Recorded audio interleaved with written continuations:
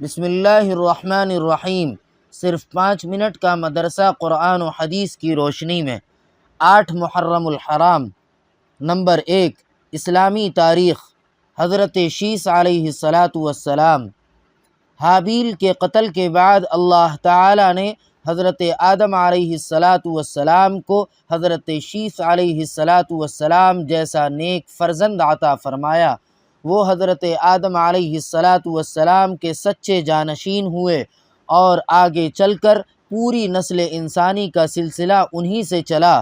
اللہ تعالیٰ نے ان کو نبوت سے نوازا اور 50 صحیفے ان پر نازل فرمائے۔ جب حضرت آدم علیہ السلام کا انتقال ہوا تو حضرت جبرائیل علیہ السلام کے حکم سے حضرت شیث علیہ السلام ہی نے نماز جنازہ پڑھائی۔ انہوں نے حزورہ نامی عورت سے نکاح کیا اور ان سے ایک لڑکا اور ایک لڑکی پیدا ہوئی۔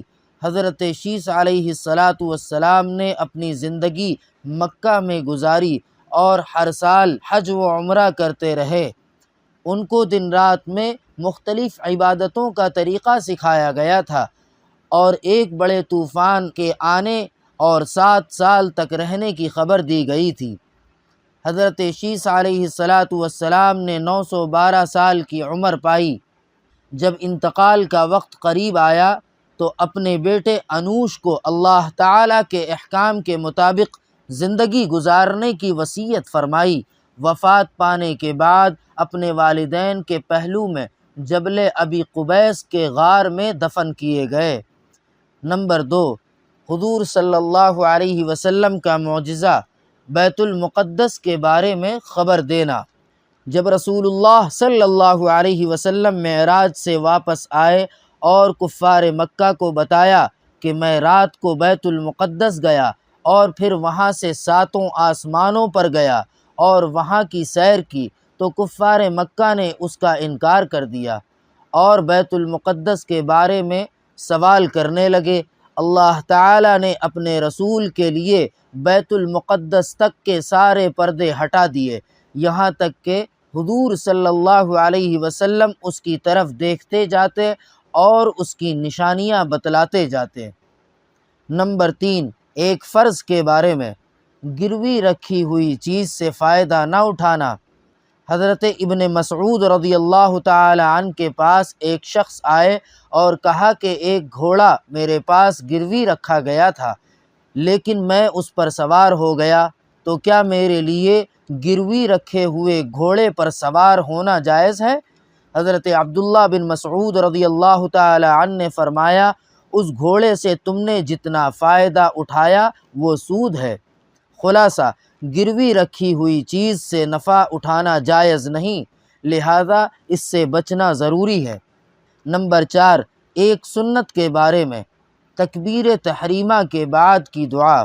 جب نماز کے لیے تکبیر تحریمہ اللہ اکبر کہہ کر ہاتھ باندھیں تو یہ دعا پڑھیں: سبحانک اللہم وبحمدک وتبارک اسمک وتعالی جدک ولا الہ غیرک۔ ترجمہ: اے اللہ، ہم تیری پاکی بیان کرتے ہیں اور تیری تعریف کرتے ہیں، تیرا نام برکت والا ہے اور تیری شان بڑی بلند ہے اور تیرے سوا کوئی معبود نہیں۔ نمبر 5، ایک اہم عمل کی فضیلت، 10ویں محرم کا روزہ۔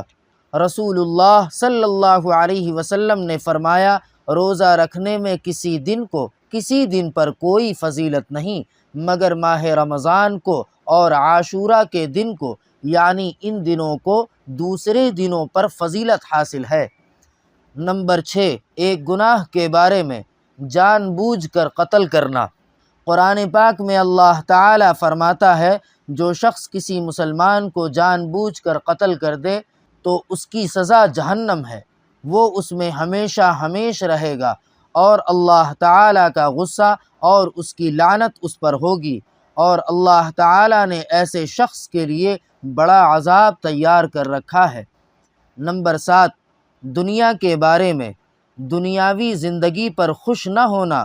قرآن پاک میں اللہ تعالیٰ فرماتا ہے، اللہ تعالیٰ جس کو چاہتا ہے بے حساب رزق دیتا ہے اور جس کو چاہتا ہے تنگی کرتا ہے، اور یہ لوگ دنیا کی زندگی پر خوش ہوتے ہیں اور اس کے عیش و عشرت پر اتراتے ہیں، حالانکہ آخرت کے مقابلے میں دنیا کی زندگی ایک تھوڑا سا سامان ہے۔ نمبر 8، آخرت کے بارے میں سب سے پہلا سوال۔ رسول اللہ صلی اللہ علیہ وسلم نے فرمایا، قیامت کے دن بندے سے سب سے پہلے یہ حساب لیا جائے گا کہ کیا میں نے تیرے جسم کو صحت نہیں بخشی تھی اور تجھے ٹھنڈے پانی سے سیراب نہیں کیا تھا؟ نمبر 9، طب نبوی سے علاج، بڑی بیماریوں سے حفاظت۔